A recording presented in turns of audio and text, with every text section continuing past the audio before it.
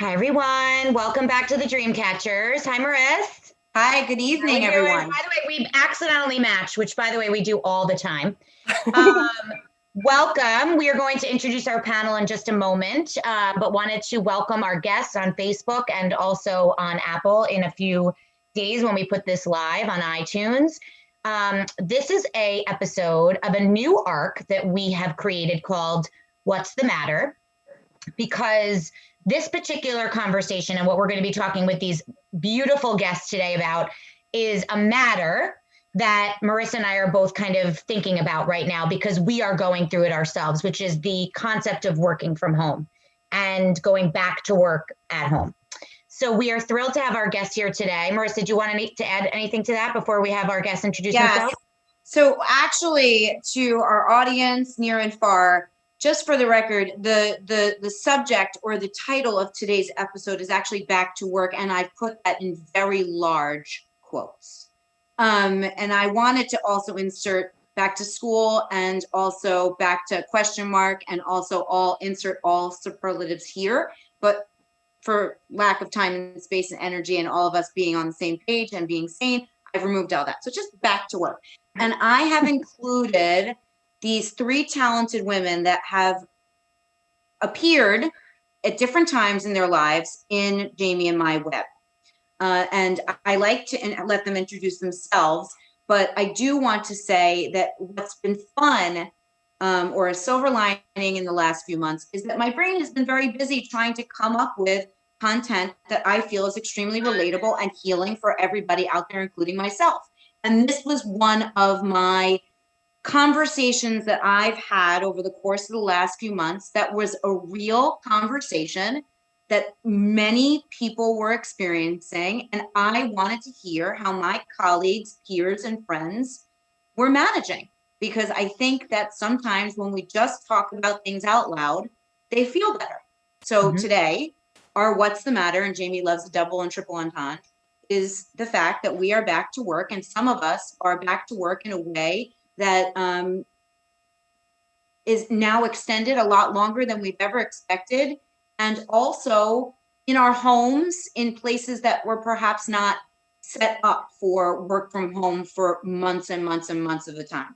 So I also have said right before we got on air that I know we've all seen jokes and all heard all these and seen these memes in our Instagram. The memes give me life. I don't know about you guys. That was like part of my the best part of my quarantine was just like seeing all the great, amazing memes. But the truth is if any one of us were to sit down and talk to the girls that we were a year ago today and say, could you imagine if something like this happened? And not one of us would have ever, for millions of dollars, thought that we'd be in the position that we're in today.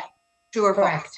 Correct. So with that said, I'm actually going to introduce my guest of honor who inspired this conversation and let her take it from there. But my friend Marcia, and Marcia, who is in my top left corner of the Brady box, the Brady box.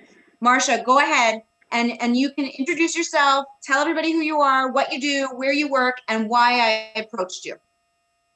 Okay. Thanks, Marissa, and thanks, Jamie, for having me. I'm so excited to be here and be part of your tangled web.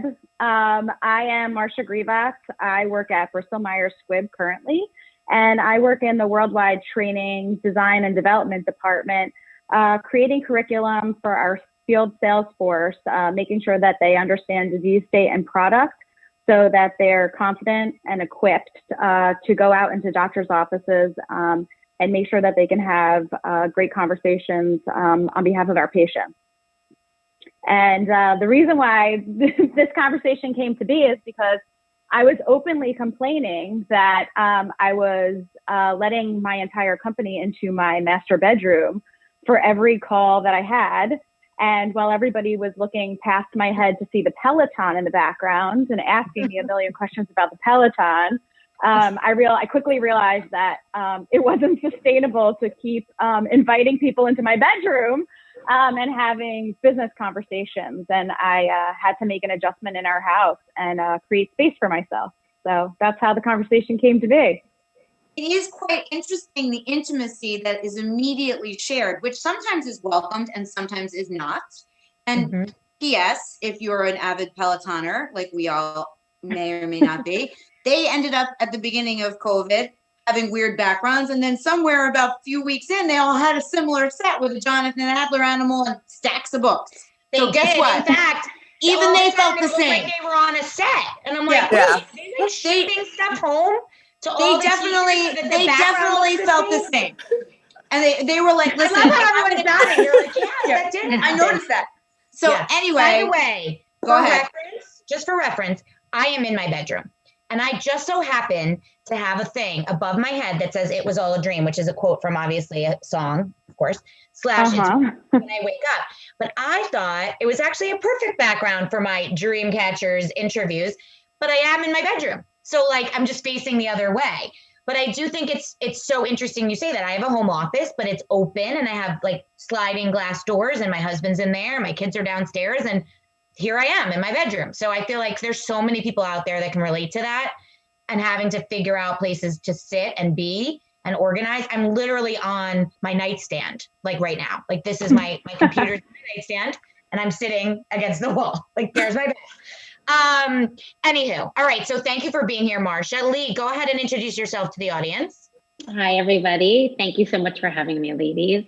My name is Leigh Genkinger, and I am the proud owner of Orderleigh Home, which is a professional home organizing system, or business, excuse me. And how I came to be here, I guess, is because I'm orderly, and I can shed some light on how to create some order in smaller spaces that weren't meant to be office spaces in the first place, like bedrooms and things like that, which is actually kind of funny because I feel like I should confess, like right off the bat, that I do not have a home office set up at my house. Interesting. We know how this goes. The shoemaker's shoes. Exactly. Right? Yeah, my house is very organized. My husband has an incredible setup. And what used to be my amazing desk, we are now in the process of finishing our basement so he can move downstairs and I can reclaim my home office. So that is why I'm here. Okay, well, at least it's in a plan. There's a plan. Yes, it's in a plan. Of course, there's a plan. There's always a plan. There's always plans for the plan. And I have a post-it for that. Lee's being modest, and although we are, you know, a national brand, the Dreamcatchers, we are localized in that we live down in Monmouth County, New Jersey, and Lee is pretty much one of the major people down here who everyone uses, and I'm envious of who gets to use her because I want my toy room to look like that, and then it like makes me like give me agita to think about how my 4-year-old would just mess it up in like 30 seconds if Lee came over, and then I'm like, I'm gonna use Lee, it's gonna happen, and then like 2 months later I'll be like, all right, I'm gonna wait till he's 5 to have Lee come because when he's 4 he'll just mess it all up, and I'll be like, no, that's for the cars, the thing with the pretty font that says cars. But Lee put it in the drawer. Yeah, we have no wire hangers. Like Lee does so amazing, like such a, by the way, I quote Mommy Dearest like once a day. But I really appreciate you being here, Lee. And I think what you have to say to our audience is going to be super well received.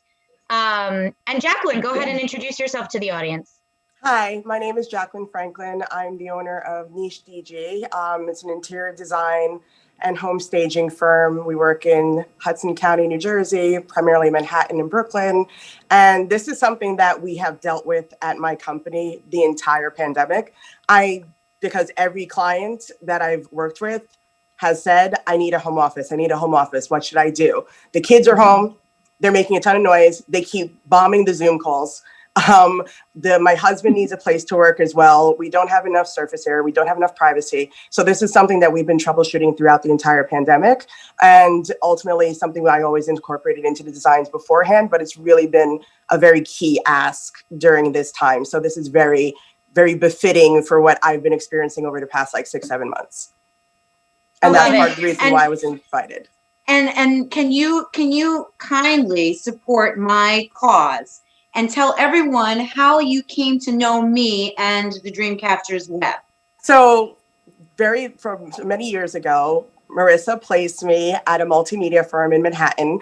I'm from upstate New York, and I was not New York savvy that was what some people were telling me. Marissa took me under her wing, placed me at a multimedia firm. I became New York savvy, eventually moved on to private wealth management, working for US Trust, and then took the money from US Trust and started my own interior design business 5 years ago. So Marissa, love you. Thank you so much for helping me make this transition and this career path. But yeah, we reconnected like a month or 2 months ago, and kindly invited me to be on this panel today, which I'm very grateful for.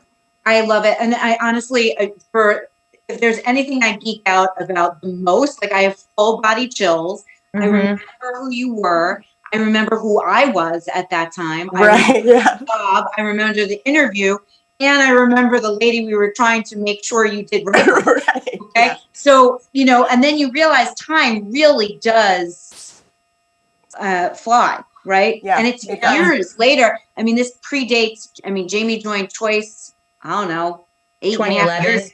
Yeah, like a long time ago. So this was before that. Not that we should be making ourselves so old. And also you were younger than me at the time. It's fine.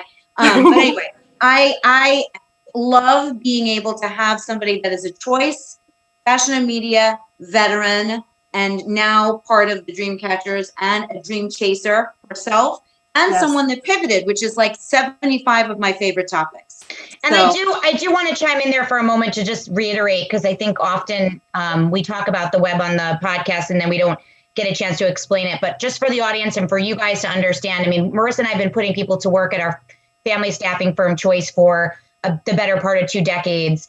And what would happen is if somebody came in like Jacqueline and we couldn't help her, right? And say, we had this conversation, she has this amazing resume, she just moved to New York, and we don't have anything for her at that time because we're not working on anything at the moment. What would happen is we'd enter her into our database, and of course we'd stay in touch, but likely she'd find a job without us, right? And then we would send her emails and try to stay in touch. And yes, that works to a point, no different than anything you guys do in client service. And so what started to happen is over the years, we were looking for ways to reconnect with some of the people that we've touched and figure out ways to connect them again to us and to each other.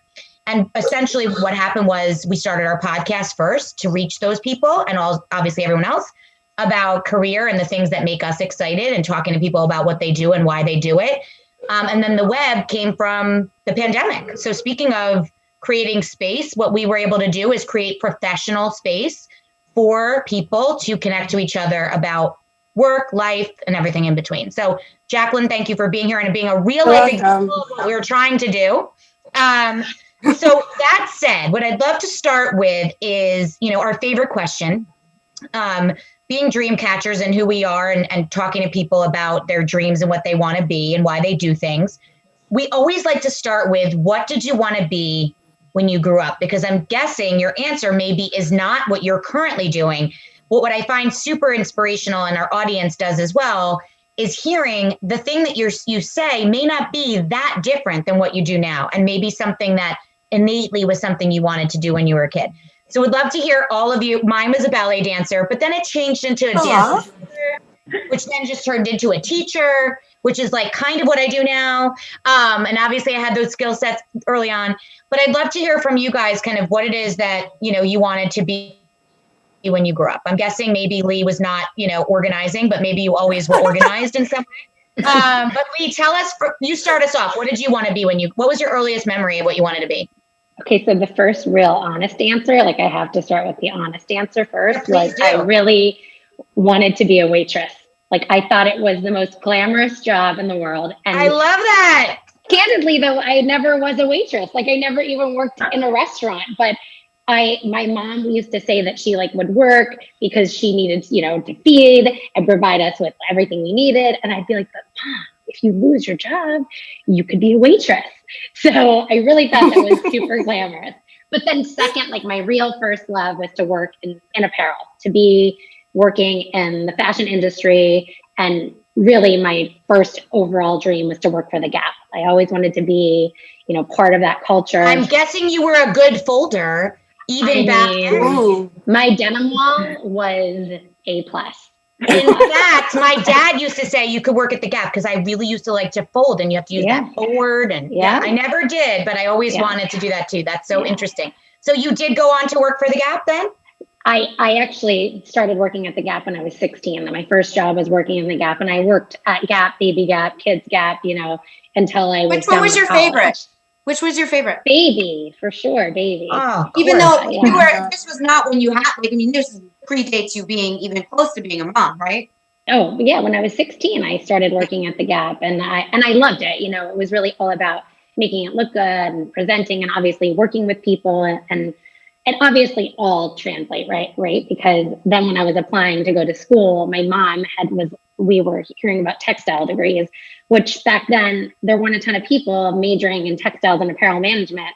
And she was like, Lee, you like fashion, you like working in the stores, you like, being business, you like the business side, you like being analytical, and it led to a career in merchandising. So I guess I kind of, growing up, I wanted to work and be in apparel, and it translated to a career that lasted a long time in corporate retail. I actually think that this is a moment. I think I worked at the Gap for like 3 weeks. Jamie, do you remember that I worked at the Gap in Westwood? Seasonal? I think I was like the typical kid that said that I could work. You might be making that up. I had no time to do the shifts, right? So like that's always like the bane of the existence. Like I can work. I'm home like June, July, but I can't be there week 2 and 3 of June. And I can't do that. Like that's like 90% of who we interview. Like I'm in, except I'm away for the next 6 months. They're like, you can do the folding on Tuesday. And I'm like, great. I'm in. Well, I remember being picked up. And while you're talking, I'm like, I actually think I ended up working at the Gap for a minute in Westwood, but it was a very short stint. So much so that I forgot about it till this minute. Zero recollection of that, but I was obviously at like dance or somewhere. I don't know where I was. Okay, Lee, I love that, and we'll come back to that. Jacqueline, what did you want to be? Well, I'm first generation American from immigrants. So my parents wanted me to be a doctor. My older brother ended up going to law school. I went to med school for college, but ultimately I wanted to be like Indiana Jones. I wanted to be an archaeologist, but that didn't come to fruition. But yeah, that's what I wanted to do. Wait, you went to med school? Yeah, I actually went to college for pre-med. And then before I finished, I realized after doing some internships, I didn't really like being in a hospital or like that kind of environment. And when I left, I didn't really know what I wanted to do. And my older brother was like, well, why don't you just do some different jobs? It's like maybe working as an admin or something. And maybe you could work in like finance or accounting because I'm really good with numbers. And that's partially how I got to you, Marissa. Huh. Wow, I don't remember. Yeah, I was trying to figure out what I wanted to do, and so that's how I got to you. I love those types of stories because we talk so often to new grads, but also to career shifters. You just never know, like the conversations, like just meet whoever will meet you. So like your brother saying that to you obviously got you to reach out to someone like Marissa who got you this, random admin role that got you to US Trust. Like, and so it's how it all snowballs. So it also speaks volumes. You were open. Yeah, I was open-minded. My parents weren't crazy about it, but they're happy now. Marsha can speak to being first generation. Marsha, tell us what you wanted to be when you grew up. I was just going to say that. I was going to say I could speak to the first generation American. I am as well, so I understand what it's like to have those pushy parents, lots of pressure. Yeah. I would say that my first job that I ever wanted, and I was desperately trying to find the book report for you guys that I did, but it's myself on a Time magazine cover saying that I was an owner of like some glamorous hotel. First, that was probably like in grade school. Nice. Yep. Couldn't find it, but maybe my mom still has it somewhere. And then I too, similarly to Lee, always had a desire and passion to go into the fashion industry. I wanted to major in fashion. My immigrant dad said, absolutely not. If I'm paying for college, you will be a business major and you can go to fashion from there, which is actually what I did. Nice. So I actually started my career at in Macy's and Bloomingdale's in the Macy's product development program. The best. Wonderful. I love those conversations that we've had. And Marsha, my major was business also, and I wanted to major in English, but my father ran a staffing firm. Wink.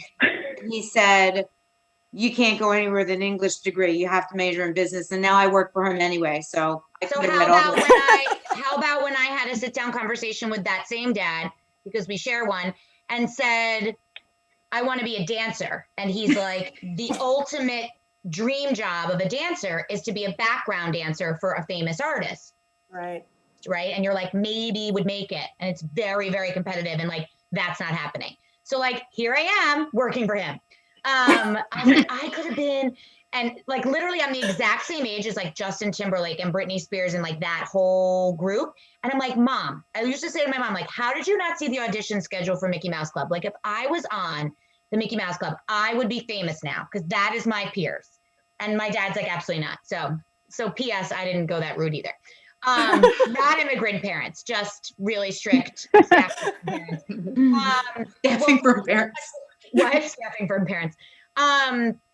Thank you for that history. I love it. Obviously, all three of you are not doing what you necessarily set out to do, although there's something in there that weaved you to where you are now. Wove. And I love that. And usually we would spend like way more time digging into your first job and how you got to where you are now, but would love to, for the sake of time and what our audience is listening for today, going and just talking quickly about what it is that you do now. So obviously, like, flash forward many years, sorry, not to date us.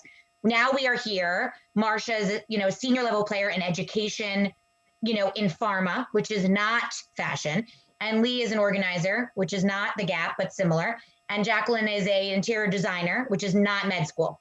And so if nothing else, that is a huge message that not that it doesn't matter, but everything we do and every choice we make will lead us to the right place career-wise. And I think that's a great message, just, as senior level people in our current lives, that it's okay to trip and fall a few times in your career before you get up. And also for those of us out there right now that don't really have the grace of time to trip and fall because we have to make choices and or have to change and or have to take something and or have to come up with something and we're being asked by our current journey to rise up and come up with a new plan.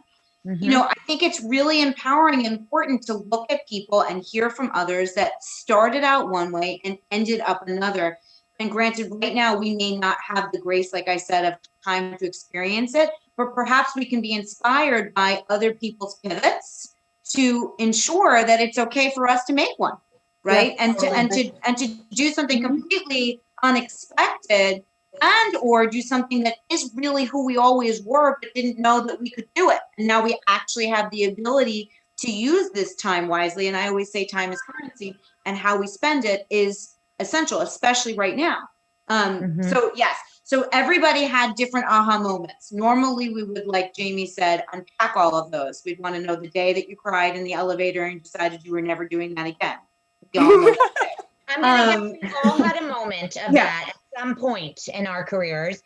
So we don't necessarily need to talk about your aha moment, but I love to hear them, but that's okay. We'll skip down to the fact that the world is obviously very different. We edited these questions, in basically March 14th, right? The day after the world stopped, because we wanted to continue to have these conversations, but our questions were so much about like, what do you do? And how do you stay networked? And not to say that's not important, but now it's so much more important, I think, to us as coaches, but also to our audience to talk about, all right, so what do you do now? Like, what is it that you're doing? Obviously, Marcia leads a team. She was commuting for her whole career. Now she's working out of her house.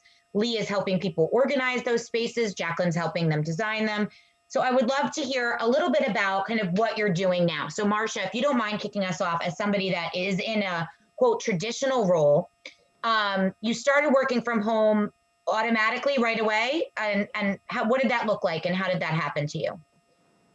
Yeah, I remember we were in the office. I guess it was a Thursday before March 12th. Is that what day it was? I'm not even sure. And then March 11th. We got an email that said, please prepare for shutdown for 2 weeks. We were all in a meeting in one room. It was just a regular day for us. And then an email came out that said, as of tomorrow, we will be shutting down the office for 2 weeks. And everybody packed their stuff thinking, all right, see you in 2 weeks. So it was, like any other day, just say goodbye. And yet here we are, September 14th, and we haven't been back to our desks. Whatever we left behind, still there.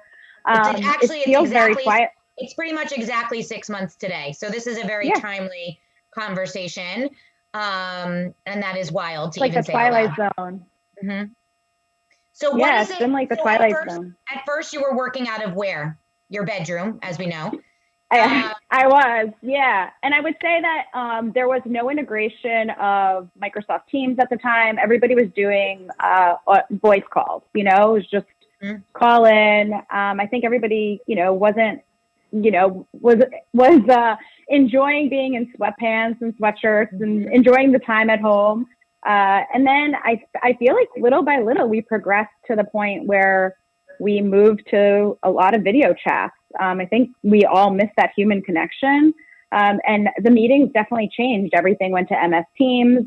Everyone, people started getting dressed again sometimes, some not, but thank you to Rent the Runway, as I know Marsha is a big fan, as am I. Thank you to Rent the Runway and Marissa. I don't know about you guys, but that helped me for my Zooms because I was like, I need to still look presentable-ish.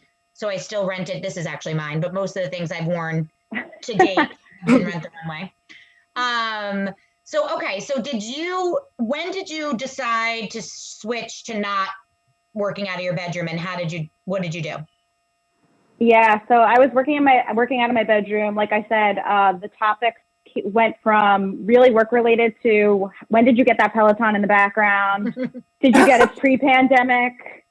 What's your name on Peloton? And so I quickly said to my husband, I was like, I can't work in here. I was like, there's like the bed's made, but like there's laundry and people are asking me about stuff in our personal space. And so I quickly said, like, I needed to find space within the home that was conducive to me having conversations, work-related conversations while the kids were still doing virtual school.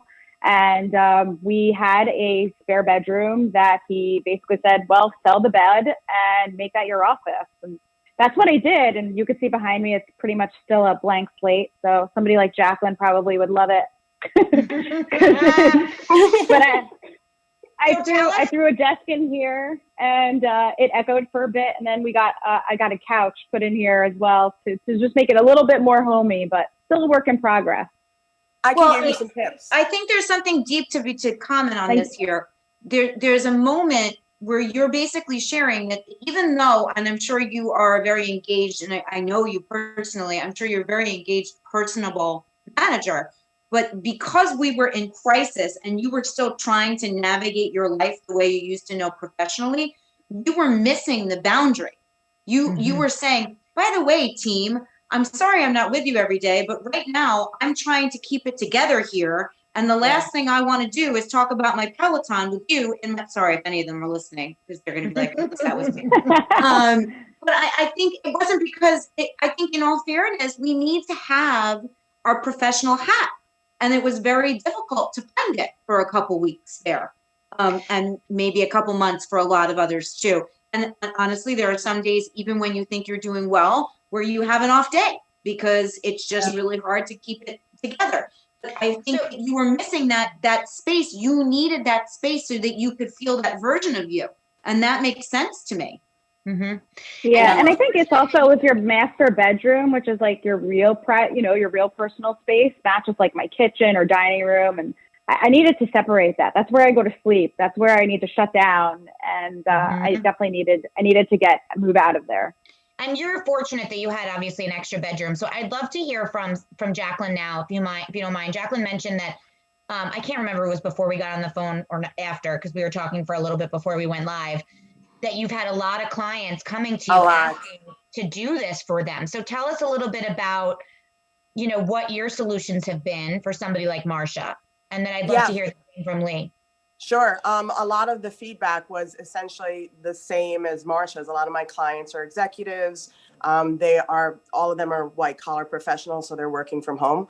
And one of the frequent comments was, everyone's looking at what's on my bookcase and asking me if I've read certain books because they see what's on my bookcase. And we're supposed to be focusing on leading the team and finding out how we can navigate this new normal. And so what I did was helping a situation like Marsha, when you're working in that type of a space, like you want to definitely have that separation, because not only is it private and you want them to focus on the job at hand, they would never see your master bedroom under normal circumstances. And that's something, as a person in a management position, you don't want your subordinates, if you will, seeing that side of your life, right? But you want to be connected. So just carving out a space. Not everyone like Marsha has an extra bedroom, but if you have like a nook, and it always should be with great natural light. So if it could be by a window, yeah, like fantastic, me. Jamie. I'm sitting in the corner of my bedroom. Like Jamie, if Yeah. you have a little corner that has great natural light, and you can just like carve it out, put a little bit of a backdrop behind it, whether it's artwork or something, those are really cost-effective and quick and easy ways for you to be able to create a space where you can have a sense of professionalism and a disconnect from your private life. So you have that separation while you're still very much working within the same space. So in Marsha's situation, she made the absolute right choice to move out of the bedroom into the guest bedroom, just adding maybe a couple of decor pieces. So that way, when people do kind of like tune out a little bit, they have something to look at. It says a little bit about your personality, but also makes you feel a lot more comfortable working in the space. Because are you in the space right now, Marsha? I am, yeah. Yeah. So it's like when you're working in there, and then depending on how many Zoom calls or, Microsoft meetings you're doing every single day, you want to feel invigorated. You want to feel energized while you're in there. So adding some color, adding some plants, greenery is really great. It helps with your stress. It helps with the air quality, which also helps your mind work better. It would make it feel a lot more personable and comfortable. So there are a lot of different solutions that you can have, and you don't have to invest in exorbitant amounts of money to create like all built-ins and stuff like that. There are a lot of different things that you could do that can be relatively, time efficient and very cost effective. I want greenery. Yeah, like some plants. You plants. mean how I'm staring at a pile of laundry on my bed right now? It's yeah, me. like you don't want to stare at laundry. And like while you're talking, I'm like, she's so right, but I really need to fold that. You know what I mean? And I'm sitting there like Marcia's drinking out of like a glass, and I'm drinking out of like a New Orleans port of call. And if anyone's been there, like huge plastic cup, because that's what I like to drink out of when I'm home and I'm thirsty. Right. And I just saw like the Port of Call logo, and I thought, you know what, I'm on a Zoom, I should really drink out of like a glass, like with like some ice cubes. Anyway, the things that your brain goes to. That was really well said, and actually, great tips. Like if we went, and it's such a funny thing. I always say when someone comes to me for help, if everyone knew how to write their resume, I wouldn't have anything to do all day. Right. Right. So yeah. I writing a resume is something I can do with my eyes closed, and I can hear someone's story, and I can bring things to the top, and I can switch it. And they always leave me like, oh my God, thank you so much. I never got to do that. Mind-blowing information. I'm like, granted, I'm lucky I can tie my shoes right, but I can do this for other people. So that said, it's like you're saying something that's so obvious, but my brain is not processing. My brain doesn't have room to process. You know what? If I just took this off and like put a plant here, this would feel so much nicer. It would feel so much nicer. Yes.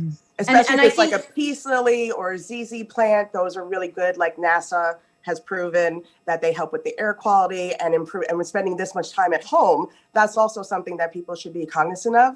So just incorporating those types of little things into the area where you work will make a world of difference. And this is where a really nice natural segue into Lee. The reason why I can't clean this off is because I wanted Lee to do it for me, and my husband said I couldn't yet.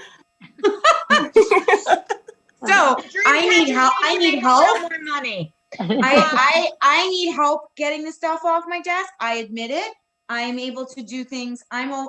We're all able to do hard things. Thank you, Glennon. But there are certain things I can't do that are small, like clean up that pile over there, that one that you can't see, because I just don't have the emotional capacity to do it without someone pushing me.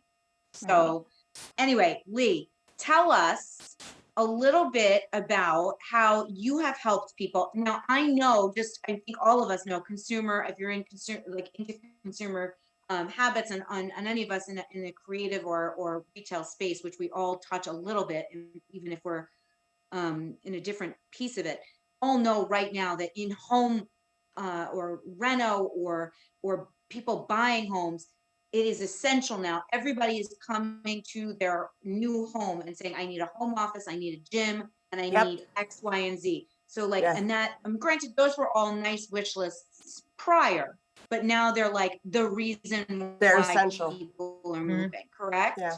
And Lee, like, do you find that like right now, almost every project you have is dealing with how to make that happen for people? And homeschool, for example. Yeah. That's what I was just going to say. So for me, yes, a lot of work has been done around home offices and just in general, just starting off from being in your home for an extended period of time allows you to see all the things that you've always wanted to do and you can't stand it anymore, right? So just from that perspective alone, we have been slammed because everybody really is itching to get organized.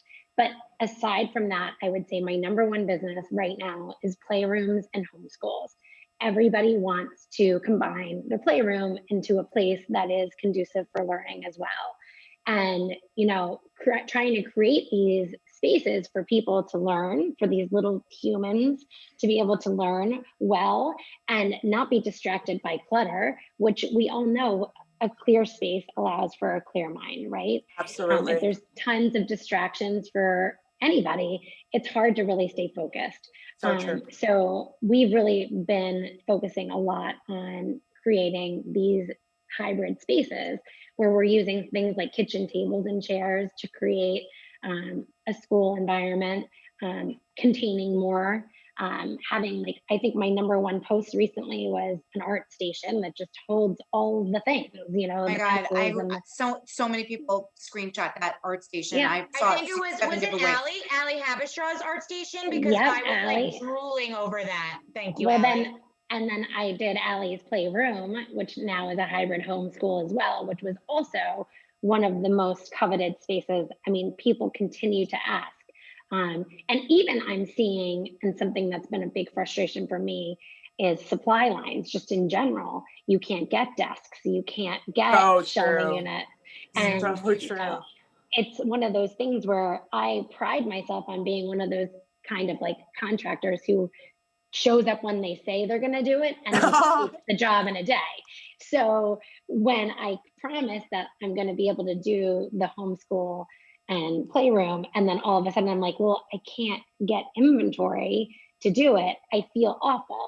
But everybody understands we're living in this environment now where supply chains are. I think you need to start creating your own stuff. Maybe I should. Do you know someone? Well, I asked, well, you probably do. And well, I asked Lee before we started, because obviously very timely, the new Netflix series that I'm about to binge, which I have not yet watched, The Home Edit, which is basically about women that do very similar work to you, based in Nashville, I believe, but have a ton of famous clients. You know, similar to the Marie Kondo thing that happened a couple of years, like I guess last year, about like everyone wants to like now refold their clothing in a different way. I think tried. What you do, Lee, same. Nope, not happening. Also, as soon as my takes his shirt out, it's all, I'm like, what? I can't like keep it like that ever. But what Lee is doing for people is so timely right now. And like, everybody's just trying to figure out how to like organize. And I do think it's so interesting. And I know they have their own line, but like, so do you find yourself using like non-traditional stuff now, like a bar cart or like something that's not for that, but you're using it for that? Because I think in general, like part of what makes me good at what I do is repurposing stuff that's not supposed to be for that. When I started in this business, when I started my business 3 years ago, I really kind of felt like we were like on the verge of like this home organizing like explosion. And I had been following the Home Edit for a long time. I actually went to high school with Joanna, who is the co-founder. And so I've been following them forever. And I was like, I really feel like we can do this. And what we do, which is different than Marie Kondo, I embrace the Marie Kondo method and of the fact that you should go through your stuff. If it doesn't bring you joy, get rid of it, that sort of thing. But we're about function as well as design. So we're about making spaces that work, but also are really visually attractive. You know, it's one thing to put all of the t-shirts together, but to put them like in a nice bin next to the nicely folded sweaters you know, it makes it a place that feels very calming. You're happy to be in that space. And that's really what we focus on. And it's very similar to the home edits method, which is just, you know, lucky that I do it. And, you know, I'm riding on their coattails a little bit, but, you know, like you, I have so nicely said, I don't really think I'm a local celebrity, but I appreciate the fact that people are coming to us and saying, like, we've heard so much about you. We want you to do the same thing for us in our home. You know, I think it's a really well, I think awesome place to be that right speaks now. volumes to who you are and the work that you're doing. I mean, Marissa and I say this all the time, our best asset is our relationships. You know, I think that that's how we've kind of grown our whole business. All of our clients at this point are either former candidates or former clients. Now we have a podcast guest that's a former candidate of ours. So, you know, that's kind of how we've created our lineage too. So good for you for doing that. So I think what I'd love to kind of move into next is talking about kind of just words of wisdom, right? So somebody like Marsha is your audience, right? Is somebody like Jacqueline and Lee's client, who's somebody like Marsha might hire you. But in general, you know, any words of wisdom that you guys have as professionals that are now running your own businesses out of your homes, which we now know Lee does not have a traditional setup at her home, but she's working on. I'd love to hear, like, and our audience would love to hear, I'm sure, just words of wisdom that you, or tips and tricks, something that, you know, not to put you on the spot, but anything specific that you can share. Like for me, I'll go first to give you a minute to think. You know, I mentioned this in jest earlier, but I sit in my bedroom. This is my nightstand that I'm on. Behind me is a dream, you know, image that was there already, and it just worked out. I have natural light next to me, and this works for me. I lock my door. I have to stare at some of the stuff behind the screen, but it's been working. I don't work in here all day though. I end up at my kitchen table, which isn't ideal, but being that I work for myself and my sister, it just kind of works for me. And I feel fortunate that I can do that. But my tip would be, similar to Jacqueline saying, find a space that you feel comfortable in, that you can get an hour's worth of a call in or whatever it is for your schedule. So for me, I needed time, you know, 4 hours a day, say throughout the day, that if I come back downstairs, I'm okay down there, but that I have this space to come back to. Because my home office is downstairs and in open air. I don't have doors on either side. And my husband ends up being in there most of the time, which is unfortunately most of our storylines. But my advice is to, even if it's in your bedroom, I'm literally shoved in a corner. But to you in the naked audience, besides the fact that you see the seam of my wall, you may not know that's where I am. And you can't see my peloton behind me because it's in my basement. But it's in this house. It's just, I'm not sitting in front of it. But that would be my tip to the audience. But does anybody have, and Marissa, I know you're in your home office. You're fortunate to have that upstairs. But David is sitting downstairs in our conversation is, listen, I think what happened, and this is what I would like to say, or maybe I can ask for the tips. We all were projected into self-solving, right? Mm-hmm. We didn't really have time to be able to figure out how to make this comfortable because we were just scrambling. Not to interrupt you, but I think a lot of people then just like sat at the kitchen table and then like never got up. Yes. Like, so that and that is what I want to shine light on for like someone like Marsha. Marsha, you were out of your house with a commute where you left early in the morning. Like everything about your life is different. And what have they said? What have they said about you going back in office? Have they given you an estimated date? No, at this point, it will be before January. Yep. So for the next several months, you will still be at home. Now, because we've been home for 6 months, and now because we have the gift of knowing and can control a little bit, where you know you now have this runway in front of you, what are your pain points where you're now sitting in this room, which you were able to self-solve, right? You're on the Zooms. Like for me, you know, Jamie, my advice would be similar to Jamie's, but I have a life in which I'm able to be flexible. 90% of the people listening know that I may or may not have been in gym clothes 15 seconds before I was in this dress. And we'll probably switch 15 seconds after. Let's be honest, your sports bra is still under the dress usually. Like that's listen, the mystery is you don't know what's under the dress. You don't know what's under the dress. Never know. Anyway, but Marsha is of the section of the world that has professional accountability and has flexibility now in a way that she would never have had prior. So I look to you for our audience and I say, okay, what are your pain points right now? How are you acclimating? And what would be your wish list? Because you probably don't even have time to think about your feelings when it comes to this. What would be your wish list for someone like Jacqueline or Leigh to come in and do for you? And perhaps that sentence or those sentences, one, will be empowering for you, and two, will be normalizing for people that listen, and three, will help someone like Jacqueline and Leigh be able to offer someone like you some guidelines or must-haves, or I saw this in Home Goods, go get it. Go ahead, Marsha. Tell me your pain points. Yeah, so I think some pain points are, like you said, Marissa, I mean, it's a blank slate because I don't want to commit to anything because I'm not sure how long I'll be here for. And it was a guest room, still needs to be a guest room in some capacity.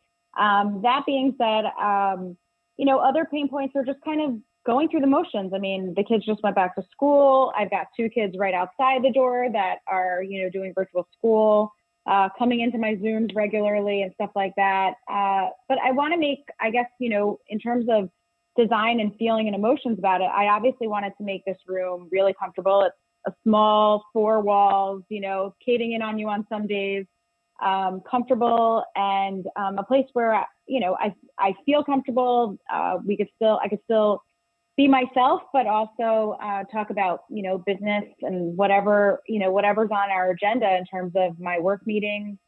I haven't been able to really commit to anything per se, just because I'm not sure, like, Jacqueline, you suggested, the greenery and some pictures, and, it's just, those are things that have kind of escaped with everything else that's going on. So from that standpoint, and then, even with Leigh, when you were talking, I have also a stack of papers, Marissa, like you, of like my work related papers on the left and personal bills and everything else on the right that I have to get to, and nothing gets done. Everything just sits there. Yeah.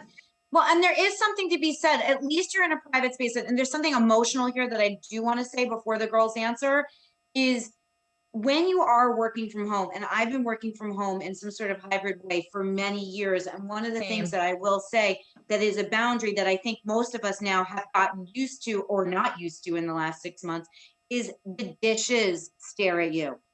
Oh, and things that you would not do when you leave the house and you go out are haunting you and distracting you, no different than someone's backdrop. I mean, at the end of the day, yes, the reason why Leigh is busy is because we can't control anything. So therefore, we want to control that pile, right? So I see that pile every single time I sit down in here. Every single time I sit down in here, it irks me that it's sitting there. However, I did do the garage project, so check.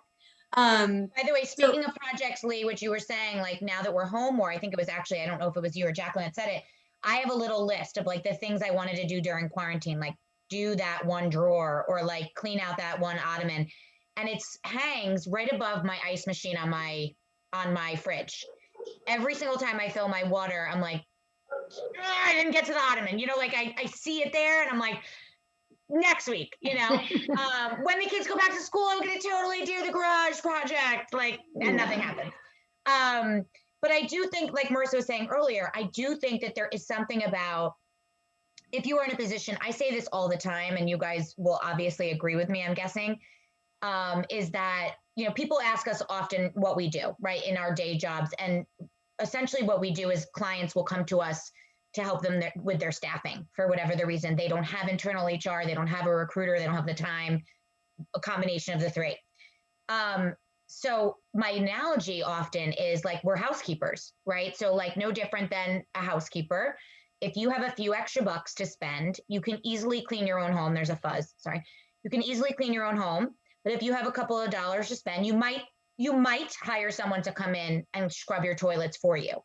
And so it's interesting what we do and do not spend money on these days. Obviously, it's tougher times for most people.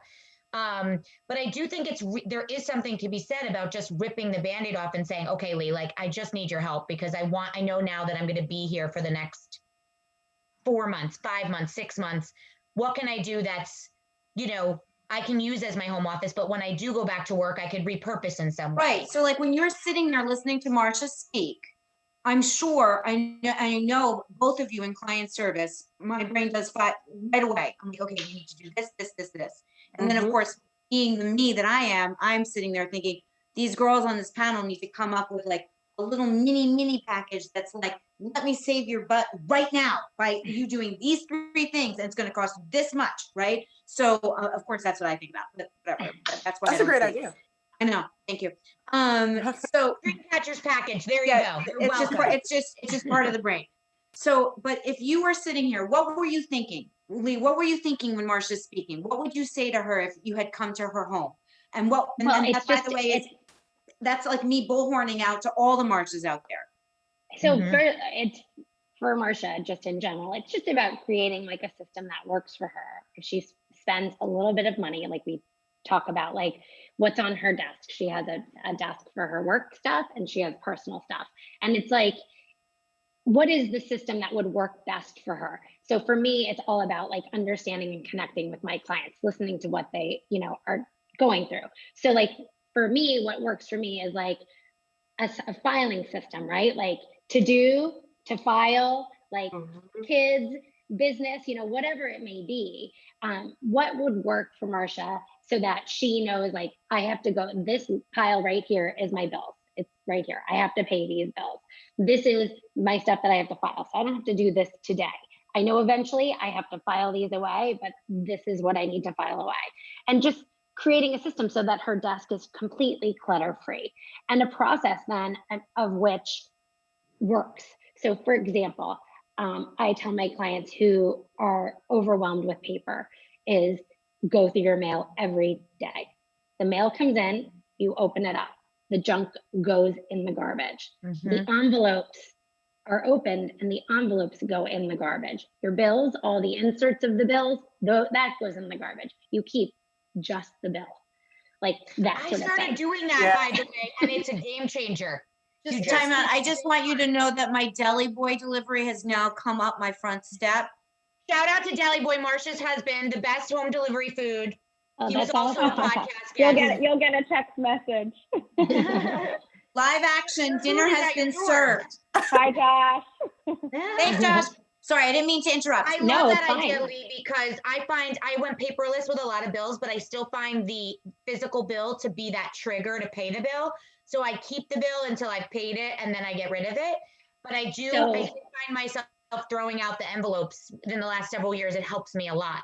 It's interesting because there are people that just have a connection to paper and they don't feel comfortable with the bill situation or whatever. So it's easy for me to give a tip, right? But it's not always for everyone. Like somebody might be uncomfortable with getting rid of that kind of paper and they want to hold on to it for X amount of time. And so we create a system then with that person that would work for them.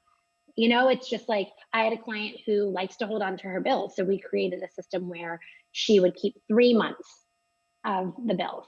And then as soon as, you know, the next one came in, the oldest one would get tossed, kind of thing. You realize how emotional this is. Oh, it absolutely. Is. It's very emotional. Especially in, yes, it really is. I mean, we've had a lot of tears, you know, just working with clients over the years. Even it's hard. I picture even doing like even like the toy room is I mean, all of it's emotional because you're like, if I get rid of that, that means I'm done having babies, or like my kid don't like playing with that anymore. And it's very emotional. The whole process of going through your stuff. For sure. People just look at it and remember the memories that they had with the Elmo or whatever, which drove them crazy when they were going through it. But then it has a sentimental value. But those are things, right? You always have the memories. So take a picture of it and toss it. You know, it's time to move on, you know? Someone needs to do those photo albums though. Yeah, then you have to do the photo album, Lee. Then that's on the list too. So also, may I just say one small thing? I wanted to just chime in because not everybody has the space, which is for me, my situation is I don't have an extra space to work. And because I have 3 children homeschooling at home, I don't have the luxury of being far away from them. Like I can't go upstairs in my bedroom and shut the door. Like I have to be available. So I've made my office portable. And what that means to me is today I'm working at Salt's design office. because Sarah's my friend and she lets me come and work here. And my office is portable. So the same setup that I had on my kitchen table before I came here went in my bag and came here. So I always feel like if you're organized, if you can create a system for yourself, the files that you're working on are in the bag. The pencil case with all the pens and the Post-it notes and the markers are in a zippy pouch. My notebook, my headphones, like everything has its space in my bag. And then when I go home, the bag goes back next to my kitchen table. Do I like it next to my kitchen table? Anybody who knows me would tell you, no way. No. I don't want it there. But that's where my office is today. But I can clean it up at the end of every day. I can put it back in my bag. And then it goes with me to my client tomorrow. And then it comes back home and it goes back on the table, or it comes back to salt with me. It's just, it's portable. And so I always say that goldfish crumbs in there. I'm just wondering. Are there totally. I'm just asking for a friend. For a friend, totally. You know what? I couldn't agree with you more, Lee. I think one of the things that I would not consider myself a quote organized person, but I think that what I've been forced to do over the last several years of working from home is exactly what you just said. I commute into the city in my former life once to twice a week. I was working out at Bellworks once a week or twice a week and 2 days here. So I got like an awesome laptop case that had a bunch of different compartments.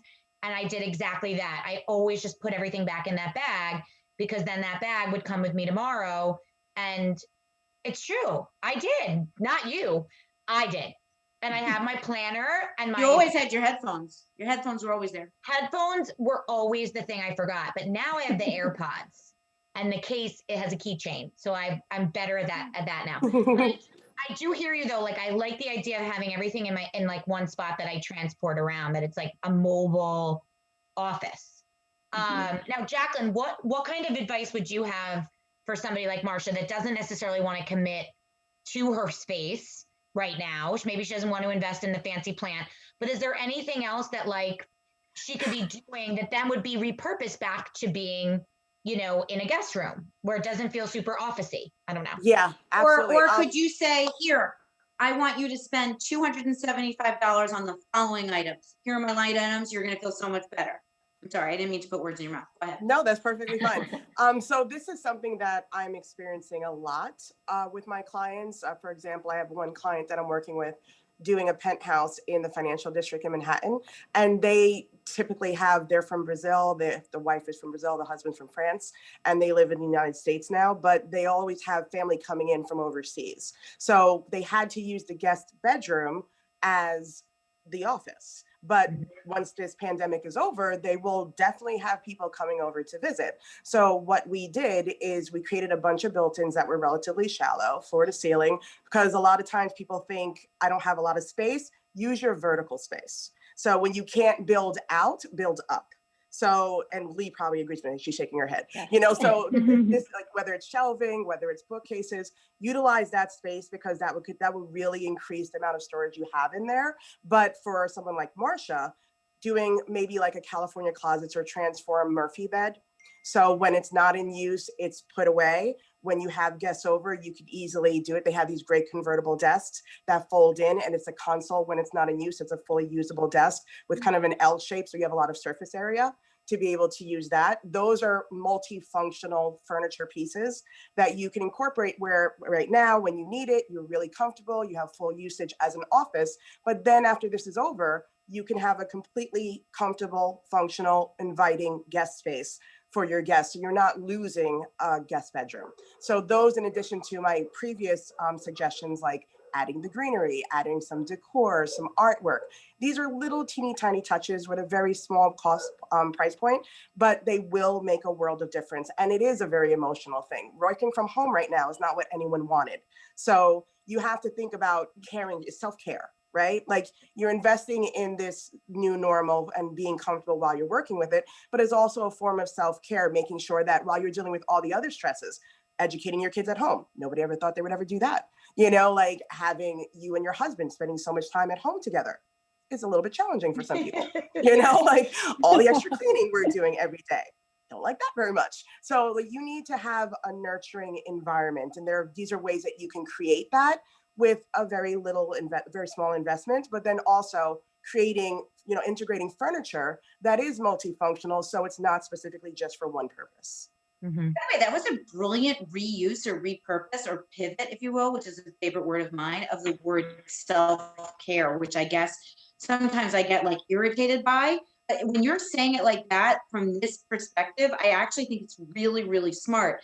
When we spend time or money on our workspace, we're actually taking care of ourselves. You're investing in I yourself. would never have even put two and two together, and hearing it like that, I mean, it's true. If she throws something behind her that she really loves, that will help her feel happy when she comes in the room. That was a really, really strong choice of words. Well said. I agree. I can't agree more. And I think what I'd love to do to wrap, we have obviously could talk for hours, but I'd love to kind of wrap with a couple of things. One, Lee already said something that I wanted to mentally write down, but Marissa and I are big on mantras. And we think that obviously in this time, listen, meditation and mantras and yoga and all of that is something that Marissa and I are very passionate about, but not everybody is.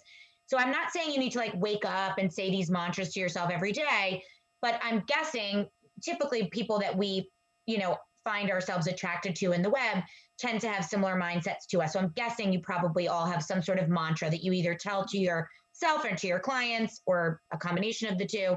And I think Lee said earlier something like which was not necessarily maybe a mantra, but a quote that you said, which was a clear space makes for, what did you say earlier? I'm going to mess it up. Clear space is a clear mind. Love it. Clear space is a clear mind. Now, would you say that's your mantra, or is it just one of your favorite quotes? Or in life, right now, in life, in 2020. Clear space is a clear mind. Yeah, right. Not 2020. If anyone has a clear mind right now, let's figure out what they're doing. Yeah, I need some of that.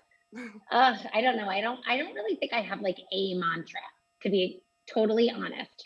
But yes, for sure, a clear space is a clear mind. I always say, clutter free allows you to think more clearly, for sure.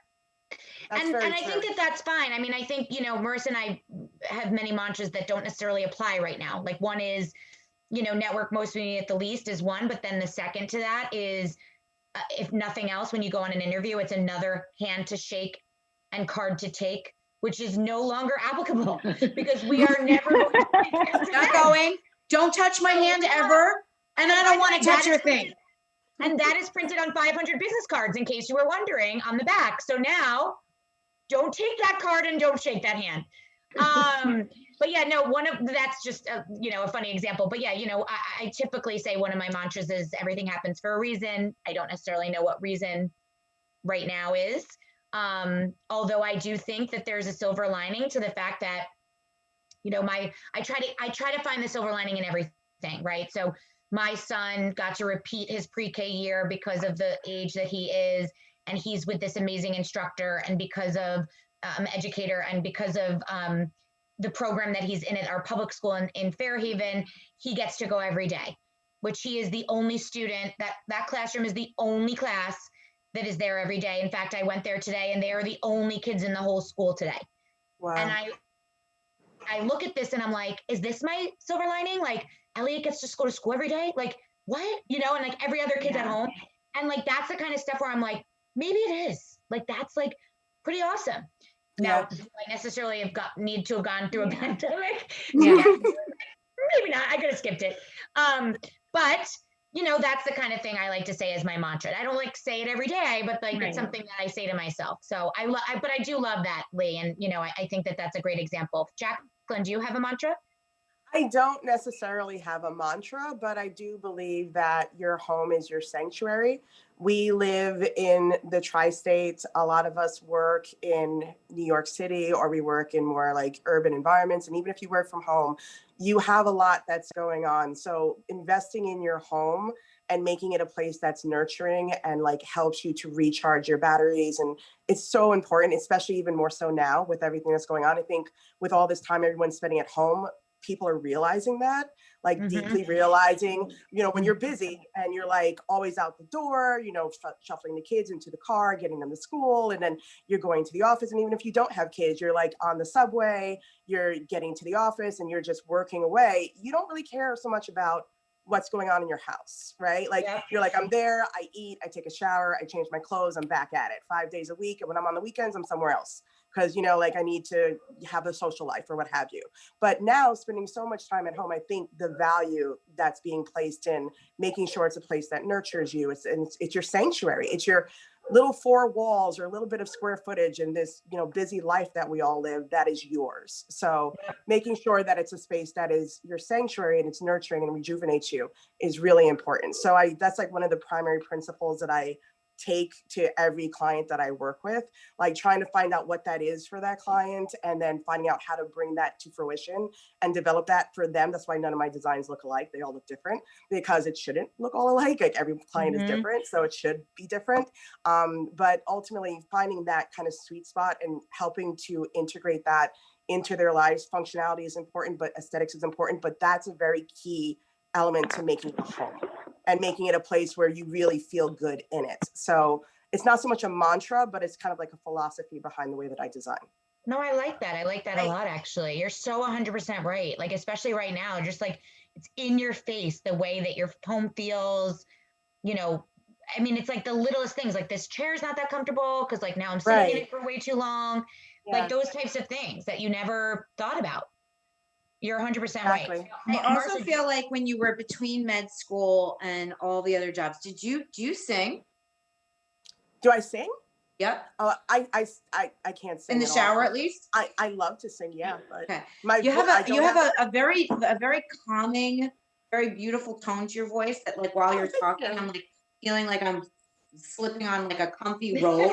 You're zen now. Everything you say, I'm like, I will organize my house, my home sanctuary. Like, every day I'm doing. Like, I will do all of these things. I'm like, she doesn't have a mantra, but I'm hypnotized. Anyway, totally. Marsha. What about you, Marsha? You have one? Well, first, before she even says that, we can do hard things.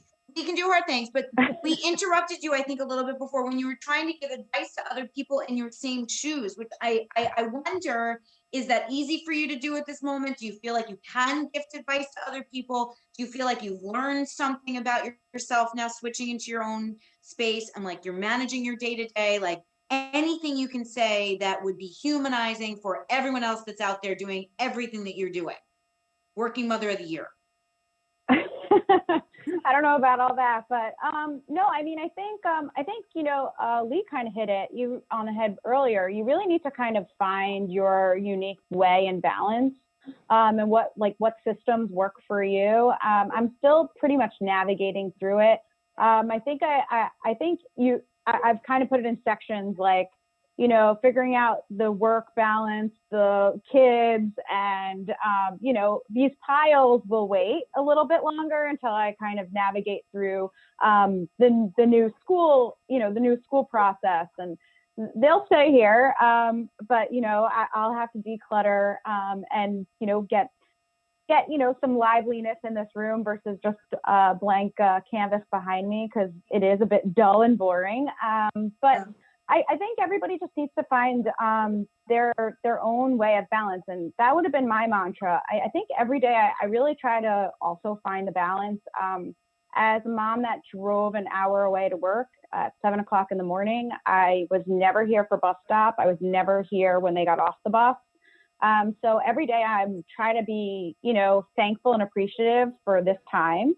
That I do get to kind of see them jump off the bus on their first day and my kids' first day, and get to ask those questions that I come late to, usually, you know, 3 hours late to, when everybody is hangry and tired and needs to be picked up from soccer or whatnot.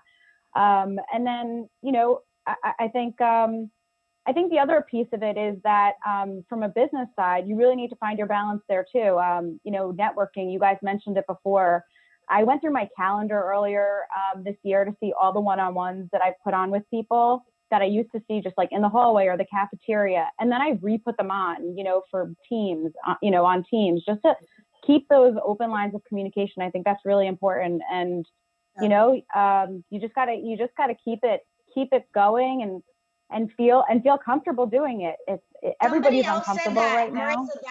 I'm having deja vu because somebody else said that. And I love that idea, is that like, if you do work for a company like Marsha, you know, you're an entrepreneur, as we say, and you used to see like Joe but you'd fill your water next to Joe because you're like in the middle of a meeting, and now you never get to see him because like he's not on your team, and like, you know, like somebody else said that, I think it may have been Sarah Martinez, somebody else that we interviewed said that they put, you know, weeklies now with just people that they miss bumping into, which I think is a really important tool and a great piece of advice for people that right now that, you know, maybe it's, and who knows who those people are going to be one day to you, you know, a coworker. Yeah. Help you down the line. And it's been great. You like, you know, you genuinely miss these people. These people were a big part of your life. They've had kids, some of them, you know, and they send pictures of their kids. And so I don't know, I think that's really important. But so, you know, you guys were asking about mantras, and every day I'm just trying to find the balance. And some days it's skewed one way and some days it's skewed another, but each and every day is just kind of part of this little journey that we're all on. Yeah. I love everything you guys are saying. Okay, so as our last question to wrap, in the interest of time, we love to spend a minute shouting out, calling out something that we just are really into right now that we think is doing well, right? So we're shaking off all of the conversation about ourselves. We like to wrap with like one really good question of like, you know, before it was about travel, which is actually quite funny. We used to say like, if you could go anywhere in the world right now, where would it be with like your spouse, your best friend? And now I think everyone's answer is just like out, like somewhere. Yeah. Anywhere. Without a mask. ShopRite sounds good. We stopped asking that question, and now we just talk about what we often use. In fact, I just did a webinar this week with my alma mater, Michigan, about our brand crush. I think that, you know, I'm a big believer in when I'm coaching people about where they want to work and what they want to do, we talk about your brand crushes and why you crush on those brands, and really navigating like why you actually want to work at those companies. Yeah, they're like, cool. It's like, oh yeah, I want to work for Prada. But like, why? Is it because they like were innovative? Or so that's a lot of the exercise that I do with new grads. But I think it's so interesting to hear that from professionals as well.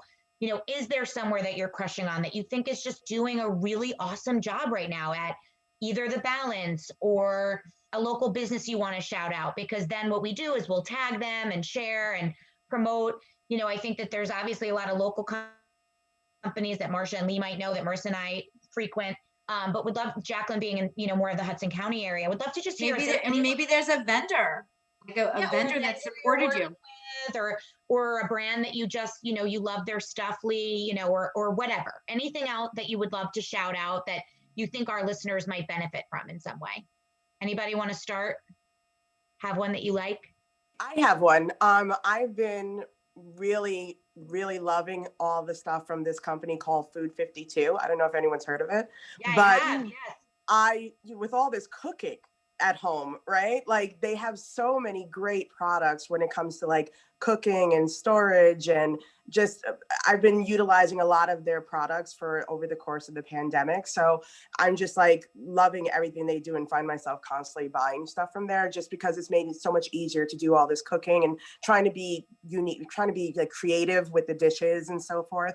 Like we're a plant-based home, so ultimately that can get tired really quick. But so having all these different little things to be able to incorporate, I've been really enjoying their products and like what they do and integrating it a lot into my life during these past 6 months.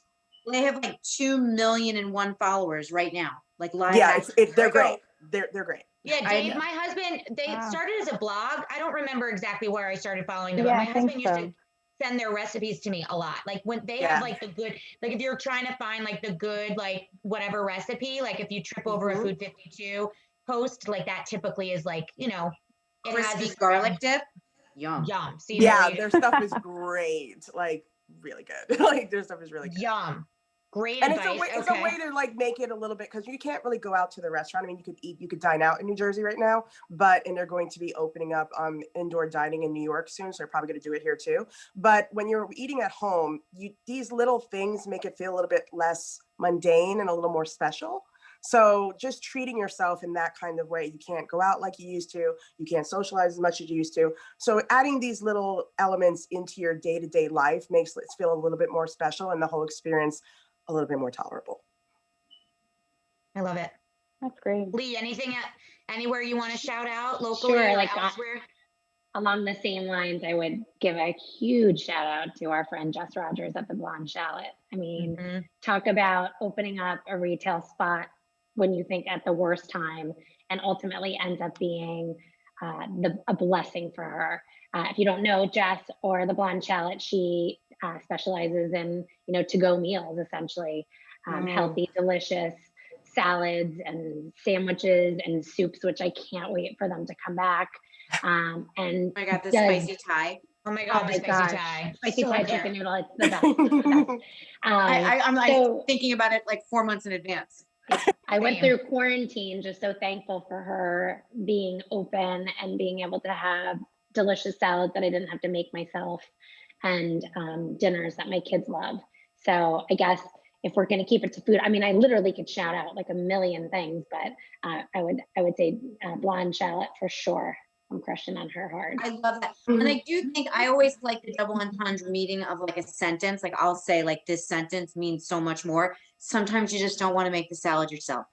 No, You just don't. Just don't. And when you cut those vegetables up, you could cut those vegetables up exactly the same way, and it doesn't taste as good as when you picked it up. Sorry. That's right. Yeah. No, the same thing as Agreed. when you want to go to the bar at the well, in Beach our club. case, the beach club, and you could make that yourself. Tastes so much better when somebody else makes it for you. So much You're better. 100% right, Lee. Blonde Shallot does a wonderful job, and she opened her storefront like right before this all started, and she has an awesome business, and her salads are like pretty top notch. Yeah.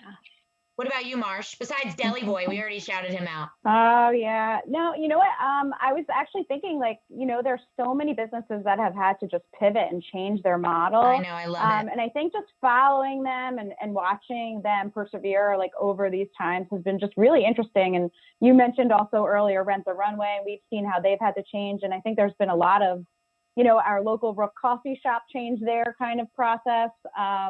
But I'll give a shout out to the gyms because they've had it really a tough go. So I know we've got Poe and Tootsie. I go to Platform and Carbone. I think that they've done such an amazing job of giving everybody an outlet, especially when everybody needed it. They went all virtual for a while, and then now to outside classes, to having inside classes with masks, and I feel like they've had to overcome a lot. And it's just been interesting to watch all these business models really have to change. And, the entrepreneurs have to adjust to what the times are and to what their clientele was looking for. Yeah. So Totally I'll agree. give my shout out to there because they totally keep me sane. 100%. It really is powerful stuff when you stop and really think about all the stuff that's happened, right? When Yeah. you can really like, And if you that's just why take a minute. And you know what? That in and of itself is why I love doing these, because, the thing is Marissa and I obviously, figuratively and literally have a loud voice, myself louder than her. But, Yeah. I think it's so important to shed light and shine light on like just, the every woman like you guys just doing your thing, trying to, bring light to others. Obviously, Marcia in her role and Jacqueline and Lee every day with your clients and making other lives better. Right. And that's what we do.